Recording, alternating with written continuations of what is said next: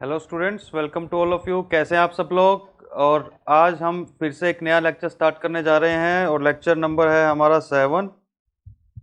Topic है हमारा permutation and combination. Permutation and combination के जो लास्ट लेक्चर था जिसके अंदर हमने कॉम्बिनेशन के 4 रूल्स कर लिए थे। रूल नंबर 4 तक हमने कर लिया था। बेसिक रूल्स हैं, बिल्कुल सिंपल से। और अभी हम रूल नंबर 5, ऐसा कोई रूल है नहीं, वैसे हमने इसको नाम दिया हुआ रूल नंबर 5। और रूल नंबर 5 की आप हेडिंग लगा लेंगे शेप फॉर्मेशन। शेप फॉर्मेशन में क्या होता है भाई, एग्जाम में क्वेश्चन आ जाता है जनरली, मोस्टली कॉम्पिटिटिव एग्जाम में इस पे क्वेश्चन आता ही आता है कि हमें कुछ पॉइंट्स गिवन होंगे। इसको समझने के लिए ना, बेटर अंडरस्टैंडिंग के लिए एक मतलब चार्ट बना लेते हैं हम।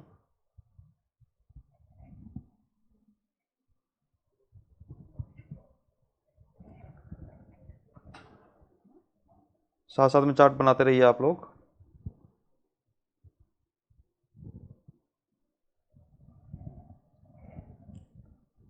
n points in a plane are given। इधर लिखेंगे out of given n points, x points are collinear।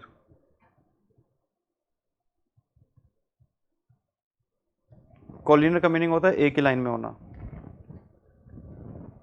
यहाँ पर हमें n पॉइंट्स गिवन है, एक कंडीशन ऐसी है, और दूसरे में x पॉइंट्स जो हैं वो क्या है, कॉलिनियर है, एक ही लाइन में। First, number of straight lines.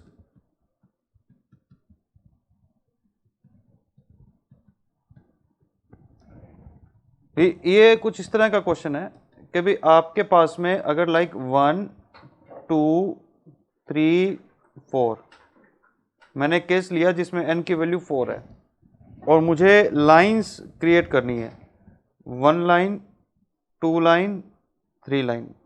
तो आप देखेंगे कि लाइन को ड्रॉ करने के लिए मिनिमम कितने पॉइंट्स का कॉम्बो चाहिए होता है।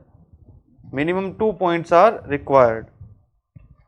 और फर्दर इस पॉइंट से अगर ड्रॉ करें तो 1 एंड 2, ये लाइन बन गई, एक ये बन जाएगी। तो टोटल कितनी लाइन बन गई, 6 लाइंस की काउंटिंग अगर हम करेंगे तो आएगा 6। अब ये तो 4 पॉइंट्स थे, अगर 4 से ज़्यादा होते तो फिर कैसे कैलकुलेट करते। तो n में से हमें हर बार 2-2 का कॉम्बिनेशन लेना पड़ेगा।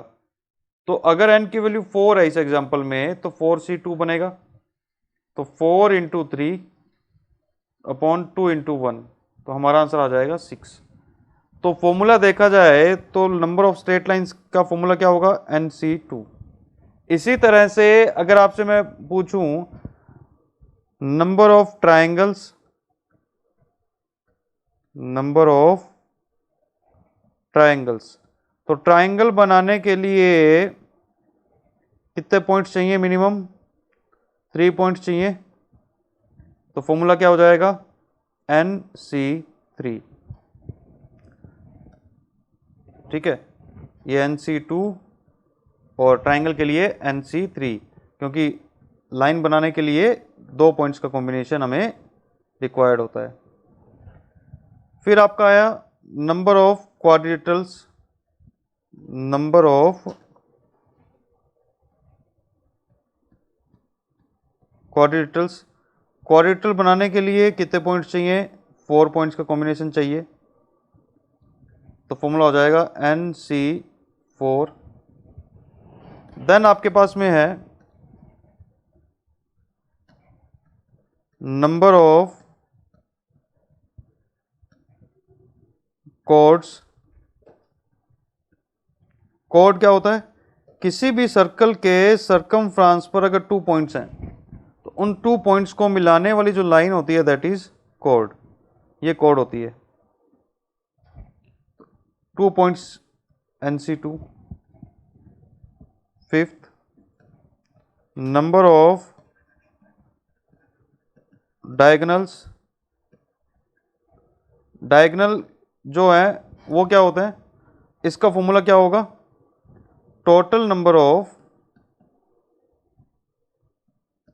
Lines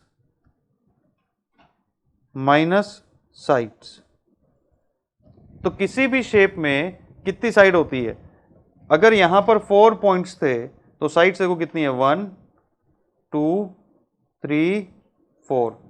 so number of points and number of sides are always equal. किसी भी शेप में जितने पॉइंट्स होंगे उसमें उतनी ही साइड्स होंगी। तो नंबर ऑफ लाइंस का फॉर्मूला है NC2 माइनस साइड्स होंगी n। तो इसका डायगोनल का फॉर्मूला हमारे पास में आ गया NC2 माइनस n। ठीक है, अब बात करें हम कॉलिनियर पॉइंट्स की। कॉलिनियर पॉइंट का केस क्या कहता है कि भी कुछ पॉइंट्स एक ही लाइन में है। लाइक मैंने एक छोटा सा एग्जांपल लिया, आई सेड 1 2 3 4 5 6 7 ऐसे। तो यहां पर नंबर ऑफ लाइंस के लिए 7C2 तो करना ही पड़ेगा हमें, 1 line 2 line 3 line 4 line.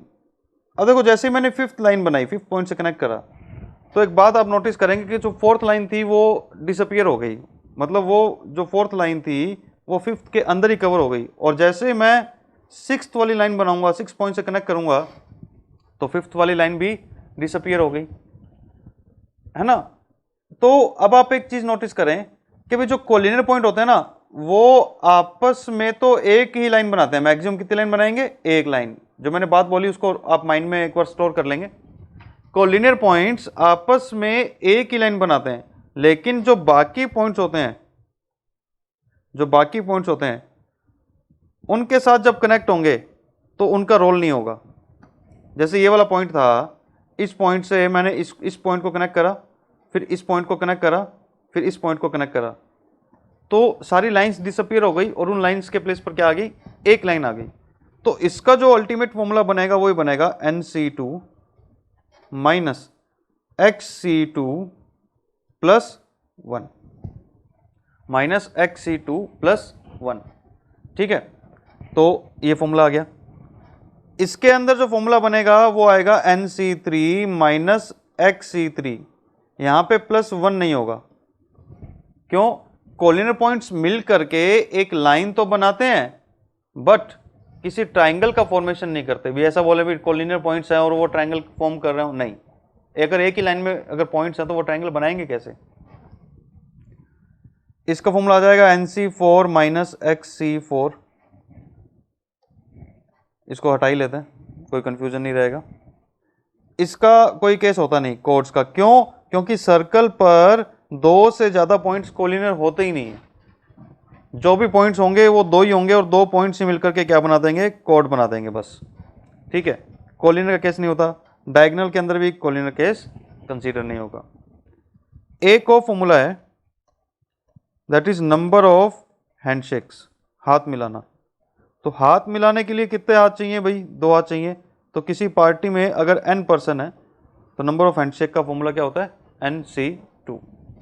Clear है बच्चों, आप इसे नोट कर लेंगे। ये फॉर्मूला बस इतना ही है शेप फॉर्मेशन के लिए। ठीक है, इससे हमारा एग्जाम जो है वो कवर हो जाएगा।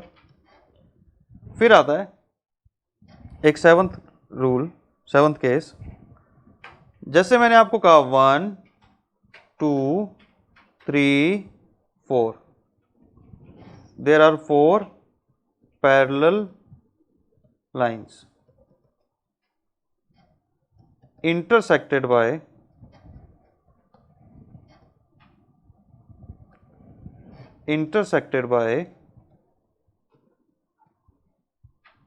three parallel lines,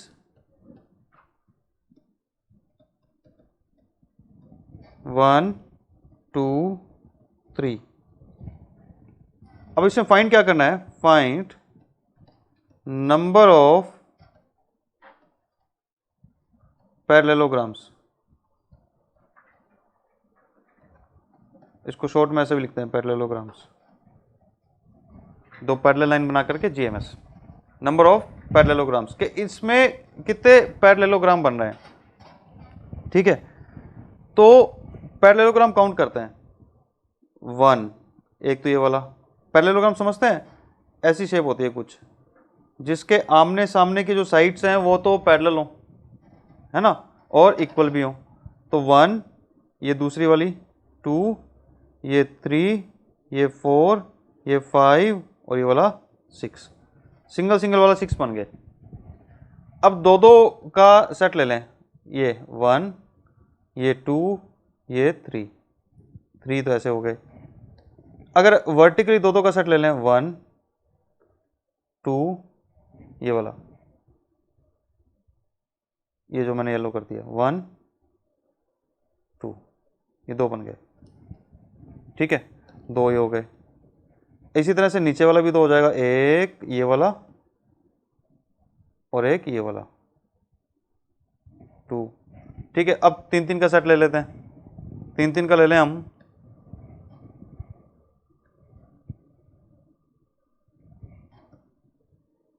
ये वाला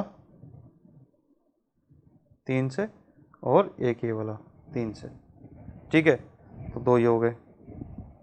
और 4 का ले लें अपन,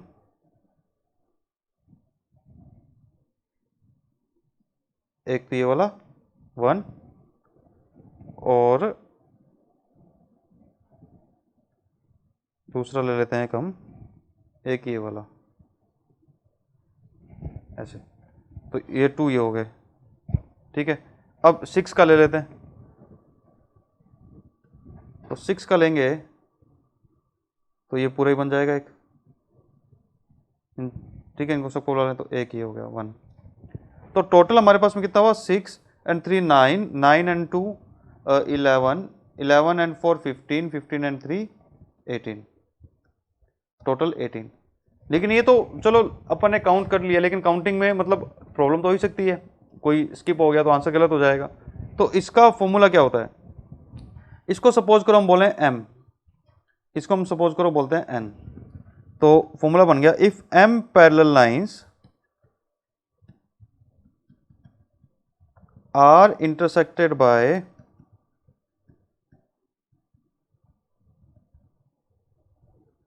n parallel lines,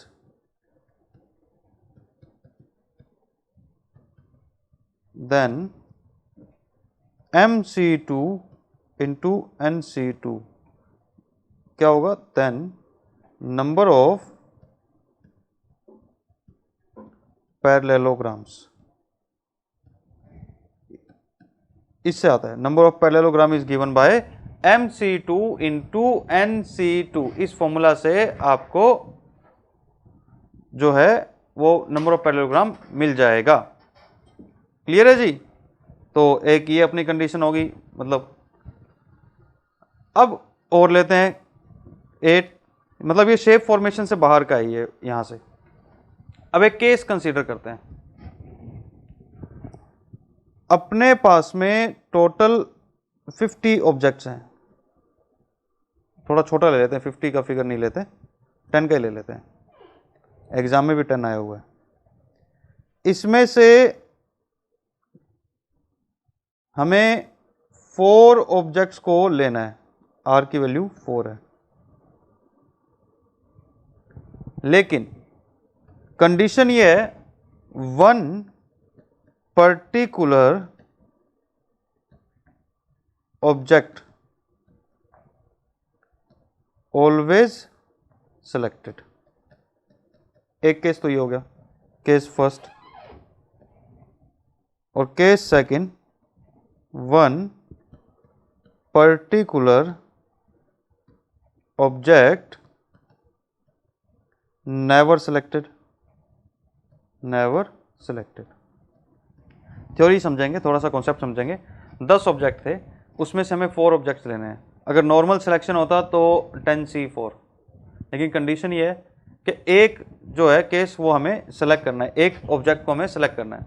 एग्जाम्पल, जैसे कोई जॉब का इंटरव्यू चल रहा है और मैं इंटरव्यू ले रहा हूँ, मेरी कंपनी में मुझे 4 लोगों को हायर करना है, 10 लोग इंटरव्यू देने के लिए आए हैं। जब मैं इंटरव्यू ले रहा था तो एक कैंडिडेट मुझे दिखाई दिया और मैंने देखा यार ये तो वही बंदा है जो 4 साल पहले 5 साल पहले अपने इंस्टीट्यूट में अपनी कंपनी में था, पढ़ता था और फिर उसके बाद में ये यहाँ पर आया है और ये बंदा भी बहुत बढ़िया था, अपनी रिगार्ड भी बहुत करता था, इसको तो जॉब देनी ही देनी है। तो मतलब ये जो वन ऑब्जेक्ट था, वन पर्टिकुलर, वो वन पर्टिकुलर, तो यहां पे वन पर्टिकुलर आ गया, ये यहां पहुंच गया, इसको जॉब मिल गई, तो ये तो क्या हो गया, फिक्स्ड हो गया। तो जो चीज फिक्स्ड होती है वो कभी भी परम्यूटेशन कॉम्बिनेशन हुआ, प्रोबेबिलिटी हुआ, उसमें कंसीडर होता ही नहीं। अब फिक्स क्या नहीं है, फिक्स ये नहीं है कि भाई इन 9 में से इधर 3 लोगों को चूज करना है।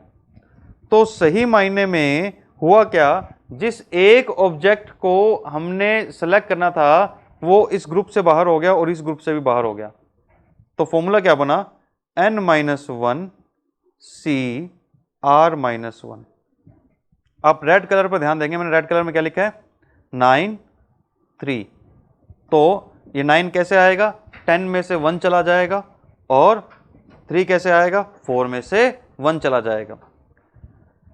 अब ऑपोजिट केस वही सेम कंडीशन वही है, मतलब कहानी वही है कि अभी इंटरव्यू चल रहा है, 10 लोग इंटरव्यू देने के लिए आए, 4 लोगों को सिलेक्ट करना है, लेकिन मैंने देखा है ये तो वही बंदा है जो 4 साल पहले अपने से पढ़ता था और बड़ा रूड था और अपने साथ इसका बिहेवियर भी अच्छा नहीं था, तो अपने को इसको जॉब देनी ही नहीं है। जब जॉब देनी ही नहीं है तो बंदे कितने रह गए, 9, और सिलेक्शन कितने होने हैं अभी, 4। तो फॉर्मूला क्या बनेगा, कैंडिडेट तो कम हो गया लेकिन जो ऑब्जेक्ट सिलेक्ट होने हैं वो कम नहीं होंगे, तो n-1 CR ये हो गया, ठीक है। और अब यहां पर एक और बात ध्यान रखनी है कि अगर हमसे क्वेश्चन में अरेंजमेंट्स पूछी हो, क्या पूछी हो, अरेंजमेंट, अगर हमसे केस फर्स्ट के अंदर सिलेक्शन की जगह पर क्या पूछा हो, अरेंजमेंट्स पूछी हो,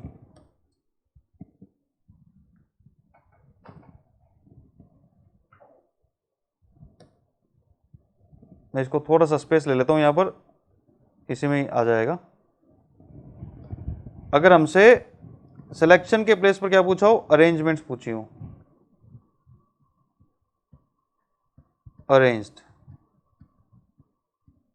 तो फॉर्मूला बन जाएगा n-1 CR-1।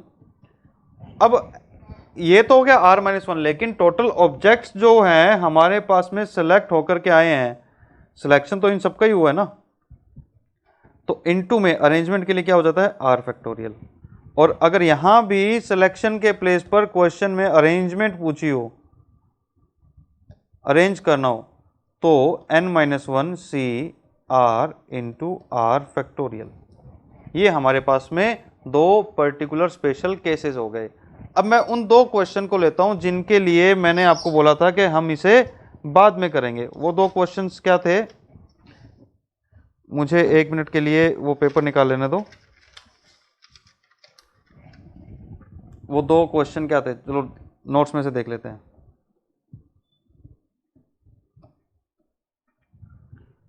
आपके नोट्स में मैंने 2 क्वेश्चन में ऐसा बोला था मैंने कि हम इसे बाद में करेंगे। आई थिंक 25 के आसपास ही था।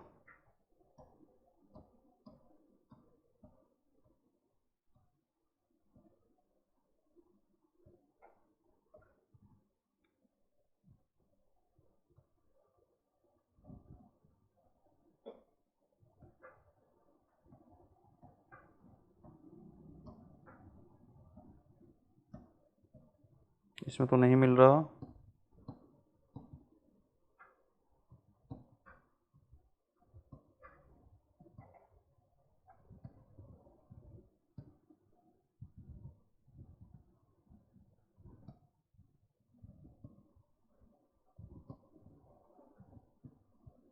हाँ जी मिल गया, 56 और 57,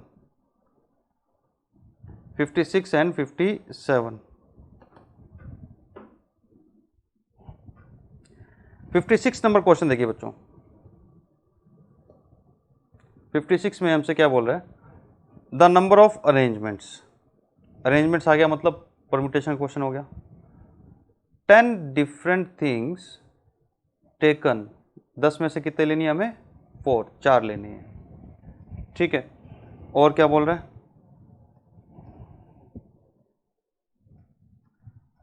कोई condition, at a time in which one particular thing always occur, किसी एक ऑब्जेक्ट को हमें हमेशा शामिल करना है।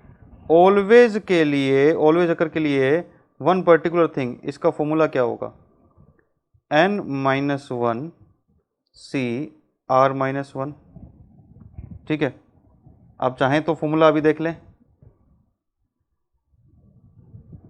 और अरेंजमेंट के लिए इनटू में r फैक्टोरियल, ये आएगा।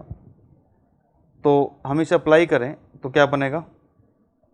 ये बनेगा 10-1 9 c 4-1 3 इंटू 4 फैक्टोरियल, ये हो जाएगा 9 8 7 6 3 ही है,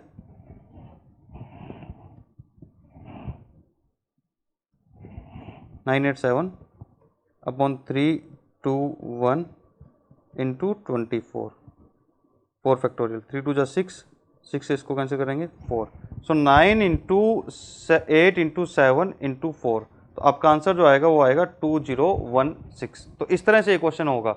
जिस क्वेश्चन पे हमने बी एम के लगाया था ना यहाँ पे, अब इसको हम कर चुके हैं, ये अब हटा देते हैं यहाँ से, और ये क्वेश्चन हम जो है आंसर आ गया हमारा,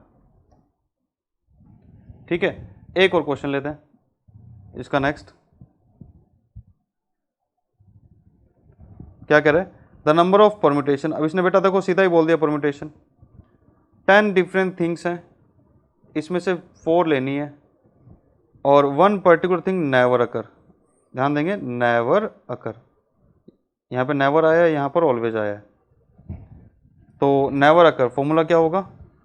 n-1 C R into R factorial, और अगर यहाँ पे परम्यूटेशन के प्लेस पर बच्चों सिलेक्शन होता तो फिर इस आर फैक्टोरियल की हमें ज़रूरत नहीं थी। तो वैल्यू पुट कर दें हम, तो n-1 मतलब 10-1 9 सी 4 इंटू 4 फैक्टोरियल, ठीक है, 9 सी 4, सो 9 8 6 सॉरी 7 आएगा ना, 9 8 7 6 अपॉन 4 3 2 1 इंटू 24 से ये कैंसिल हो जाएगा, सो 9 इंटू 8 इंटू 7 इंटू 6, ठीक है। अब आप इसको मल्टीप्लाई कर लेंगे,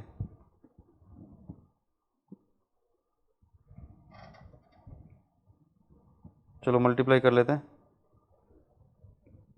9 into 8 into 7 into 6, your answer is 3024, ये आंसर आ जाएगा। हो गया बच्चों? तो ये 2 क्वेश्चन जो थे वो इस तरह के ही थे, क्लियर। अब इसमें एक कंडीशन और है, वो और देखते हैं।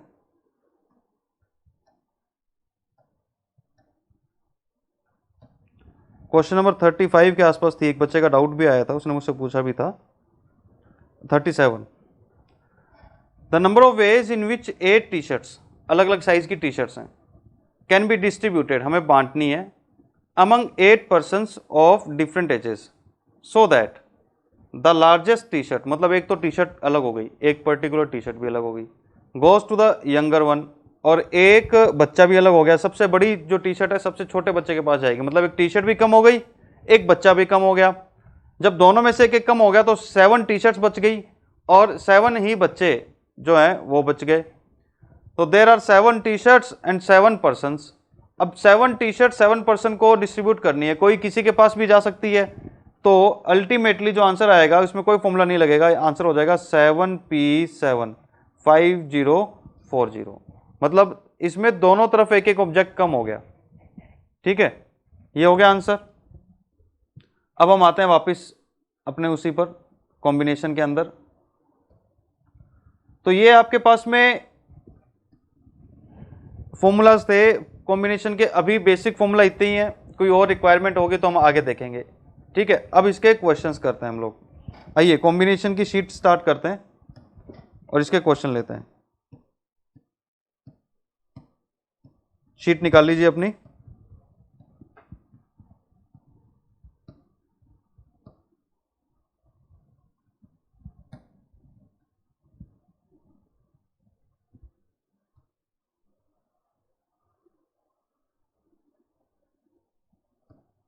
Question number 1,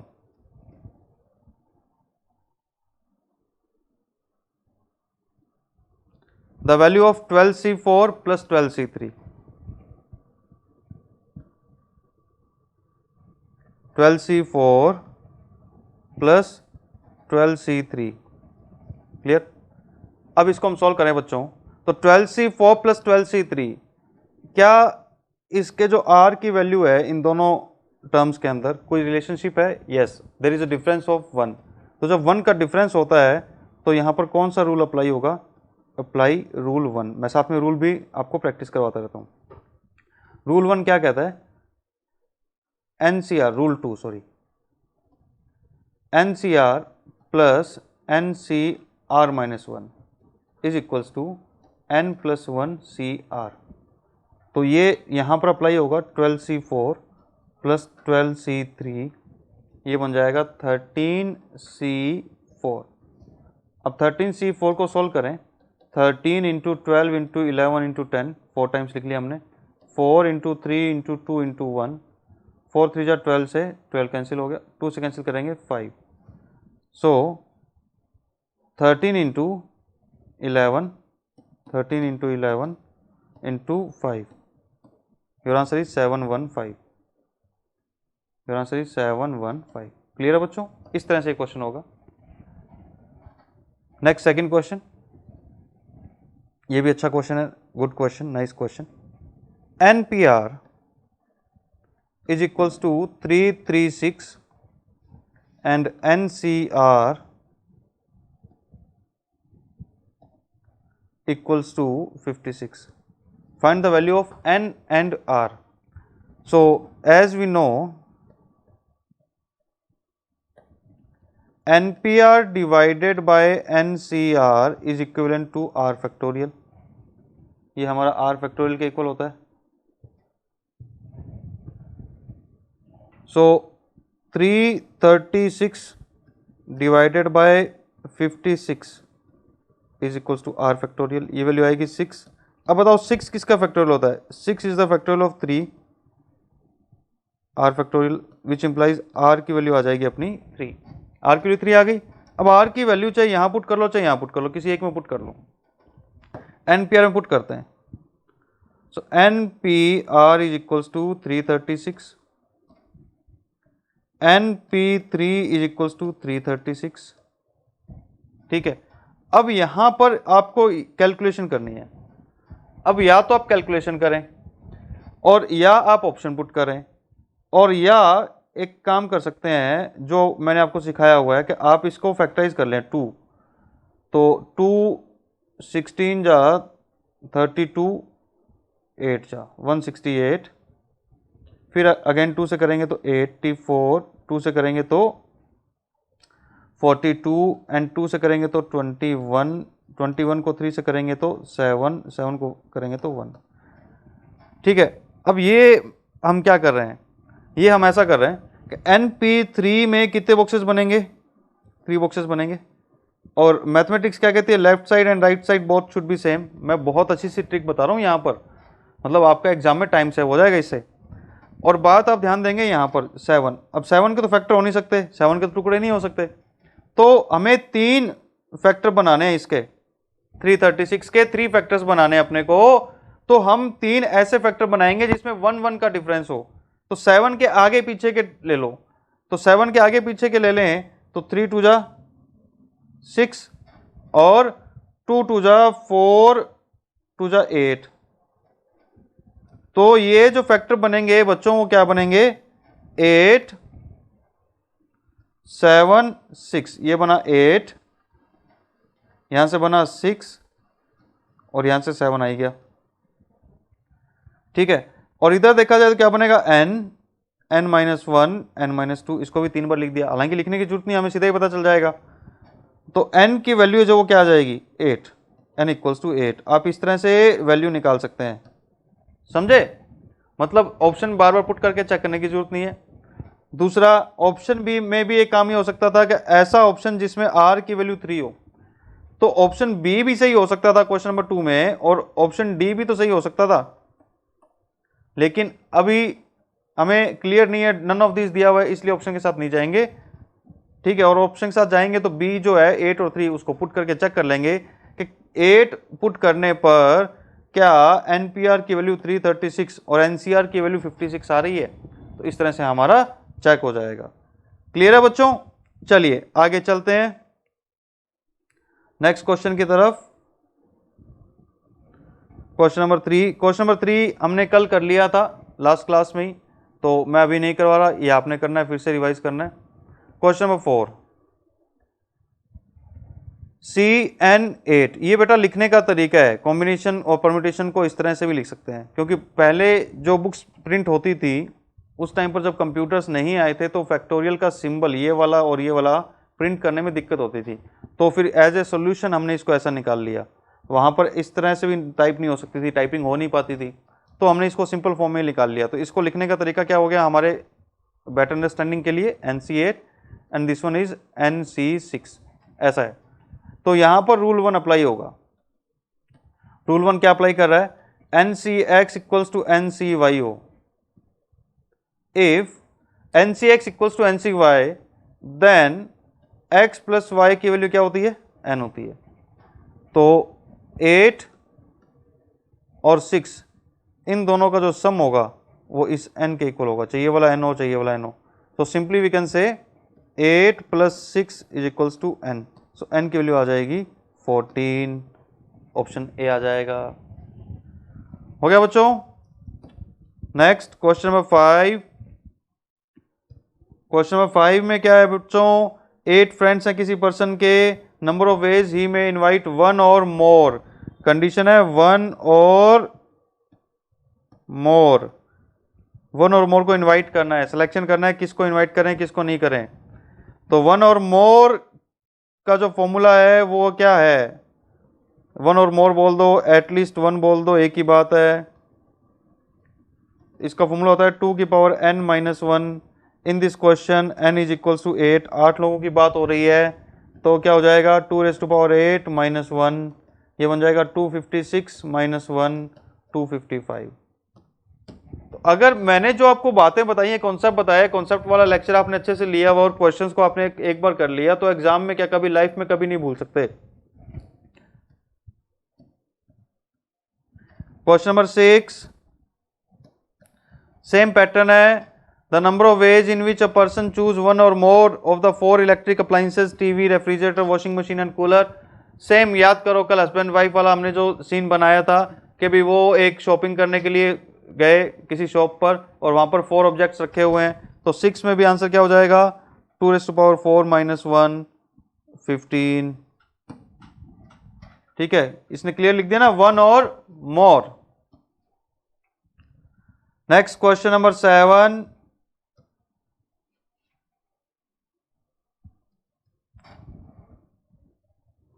NC10 is equals to NC14, find 25CN।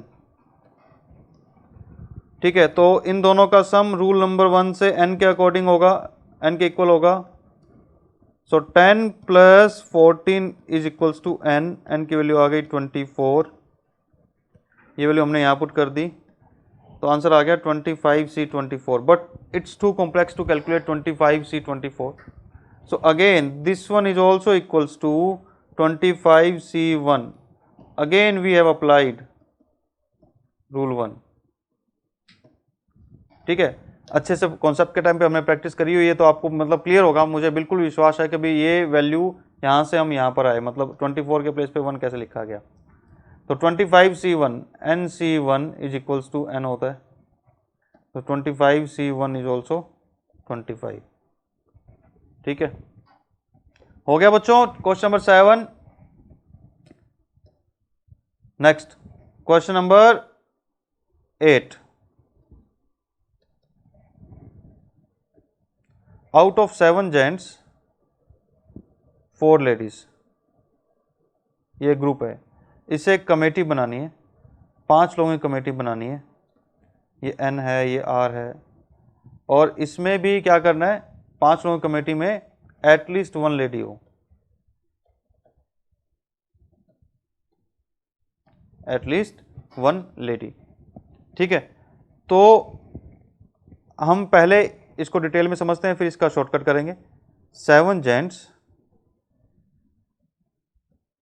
And 4 ladies. अब 5 लोगों की बच्चों कमेटी बनानी है जिसमें कम से कम 1 लेडी हो, मतलब लेडी 1 हो सकती है, 2 हो सकती है, 3 हो सकती है और 4 हो सकती है। 5 भी हो सकती है क्या? नहीं हो सकती। क्यों नहीं हो सकती? 4 लेडीज में से 5 लेडीज कैसे हम सेलेक्ट करेंगे? मैक्सिमम 4 ले सकते हैं।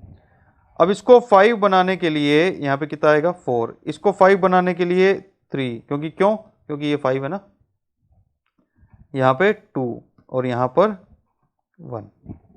ठीक है, अब इसको पढ़ेंगे कैसे? ये है committee 1, committee 2, committee 3, committee 4। Gents का सिलेक्शन जेंट्स में से होगा, लेडीज का सिलेक्शन लेडीज में से होगा। कमेटी 1 को पढ़ते हैं। कमेटी 1 को क्या पढ़ेंगे? Committee 1 is consisting of 4 gents and 1 lady. मतलब इनके बीच में यहां पर क्या है? एंड। इधर क्या है? एंड। इधर है एंड, यहां पर है एंड। और क्या पॉसिबिलिटी हो सकती है? इधर है और ये पॉसिबिलिटी हो सकती है कि 3 जेंट्स एंड 2 लेडीज हो। और क्या हो सकता है? और ये हो सकता है कि 2 जेंट्स 3 लेडीज हो। और क्या हो सकता है? 1 जेंट्स 4 लेडीज हो। और आपको एक बात याद होगी, और के लिए प्लस आता है, एंड के लिए मल्टीप्लाई आता है। तो क्या बनेगा सॉल्यूशन? 7 जेंट्स में से 4 एंड 4 लेडीज में से 1 लेडी, और 7 में से 3, 4 में से 2, और 7 में से 2, 4 में से 3, और 7 में से 1, 4 में से 4। अब बात आती है इसको सॉल्व करने की। तो जो नॉर्मल प्रोसेस है कॉम्बिनेशन को सॉल्व करने का, उसी से सॉल्व होगा ये, और तो कोई है नहीं हमारे पास में स्पेशल। ठीक है, अब इसे आप सॉल्व कर लेंगे और आपका आंसर आ जाएगा। सॉल्व आपने करना है इसकी कैलकुलेशन। ठीक है बच्चों, solve it.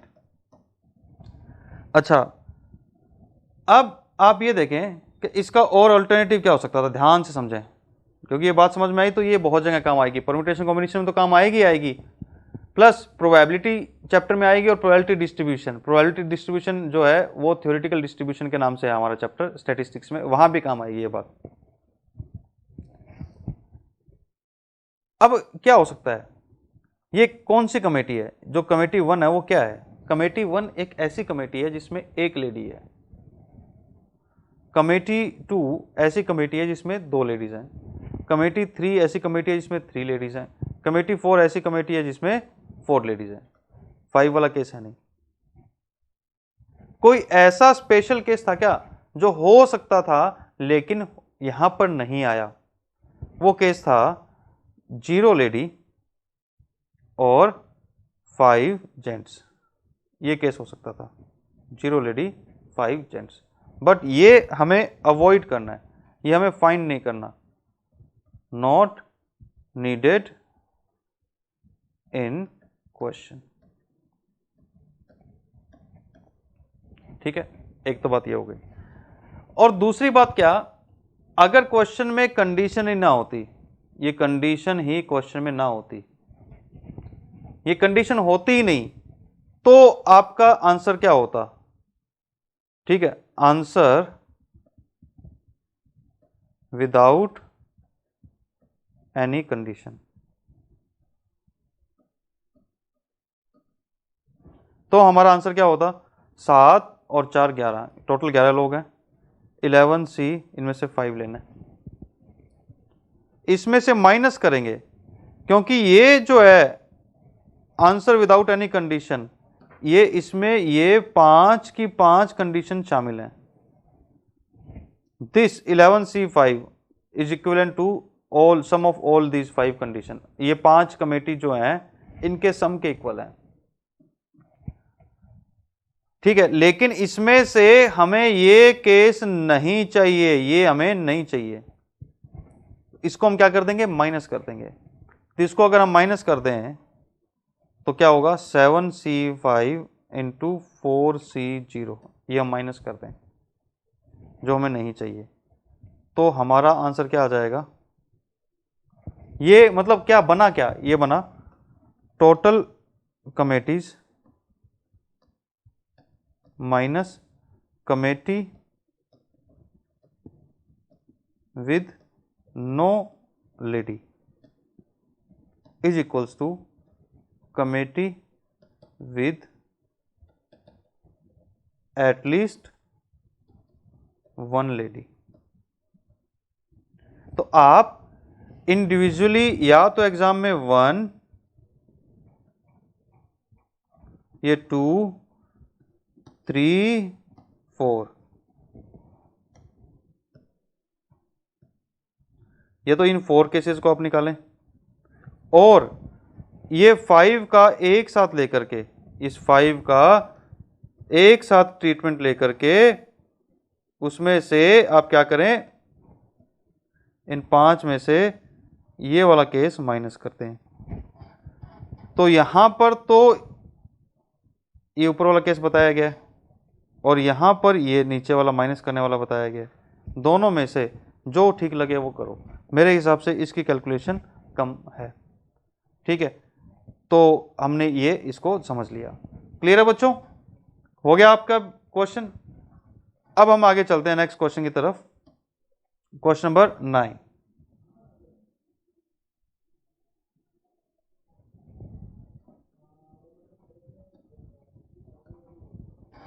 $500C92 is equals to 499C92 plus NC91, ठीक है। ये अपने पास, इसको उल्टा करके लिख लेते हैं, 499C92 plus NC91 is equals to 500C92।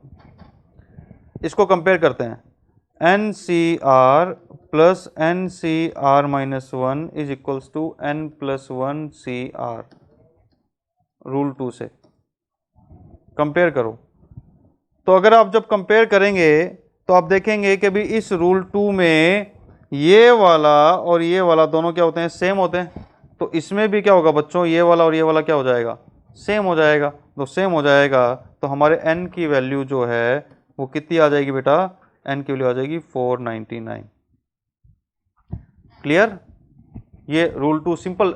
Exam में कॉम्पिटिटिव एग्जामिनेशन जो होते हैं उनमें इसी तरह के क्वेश्चन आते हैं, सेम फिगर भी चेंज नहीं होती, ठीक है। आपको रूल्स पे बस यही है, यही आपका परम्यूटेशन कॉम्बिनेशन है जो आपको मतलब एग्जाम में क्रैक करा देगा। Question number 10।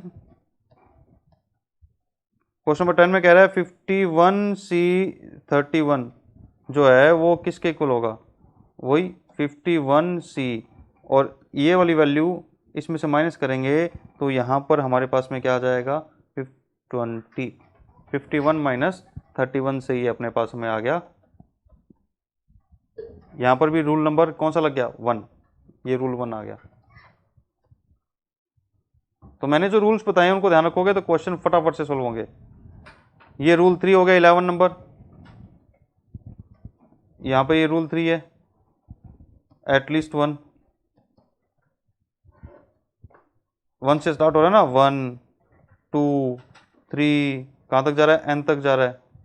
तो ये भी देख लें कहाँ तक जा रहा है, n तक जाना चाहिए। तो इसका फॉर्मूला होता है ये 2n-1, 11 हो गया हमारा।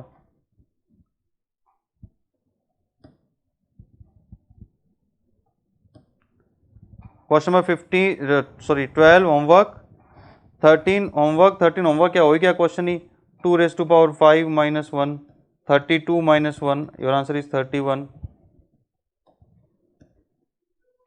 ये हमने कल कर लिया था, ठीक है। तो 14 नंबर होमवर्क क्वेश्चन नोट कर लेते हैं आज के लेक्चर के।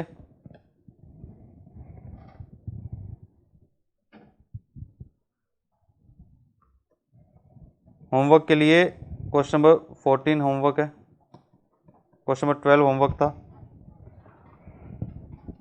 15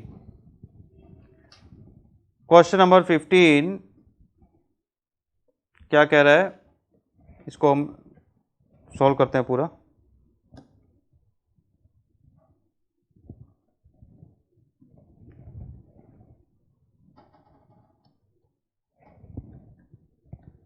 (47C4) प्लस सिग्मा, सिग्मा का, इसको सिग्मा बोलते हैं, सिग्मा, सिग्मा का मीनिंग होता है सम करना, प्लस करना, ये मीनिंग होता है। जे की वैल्यू 0 से स्टार्ट हो रही है, 3 तक जा रही है, 50 माइनस जे C3। पहले तो इसको लिखना कैसे है वो सीख लो।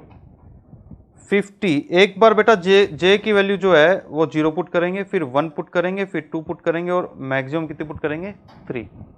ठीक है, ये मतलब वैल्यू होती है। सिग्मा का मीनिंग होता है बच्चों स्पेसिफिक वैल्यू, मतलब complete value, integer value. Sigma में हम इंटीजर वैल्यू यूज करते हैं और इसमें हम रियल वैल्यूज यूज करते हैं, जो इंटीग्रेशन का साइन होता है। ये हम आगे पढ़ेंगे स्टेट्स में, मैं आपको बताऊंगा। इवन जो बच्चा 12th में मैथ्स करके आता है ना, किस अच्छे लेवल की मैथ्स होती है 11th 12th में, उस बच्चे को भी नहीं बताया जाता मतलब क्या इनमें फ़र्क है।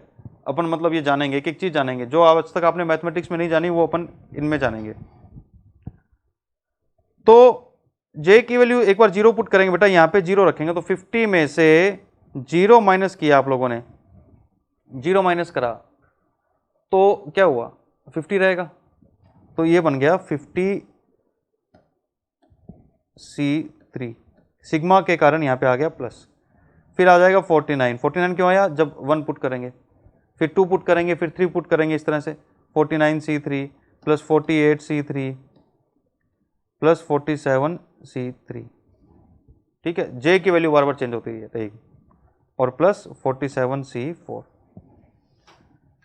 अब बच्चों आप इस टर्म को देखें और इस टर्म को देखें, कोई रूल अप्लाई हो रहा है क्या यहाँ पर? यस, बिल्कुल हो रहा है, रूल 2 अप्लाई हो रहा है, मतलब r के अंदर 1 का डिफरेंस होना चाहिए। तो ये बन जाएगा 48C4 प्लस, और इसको मैं यहाँ ले लूँ 48C3, 48C3। अब फिर से रूल अप्लाई हो जाएगा इनमें, फिर से रूल अप्लाई हो गया बेटा, तो ये बन जाएगा 49C4। और अब मैं इसको ले लेता हूँ 49C3,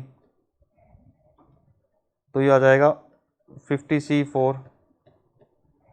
अब मैं इसको ले लेता हूँ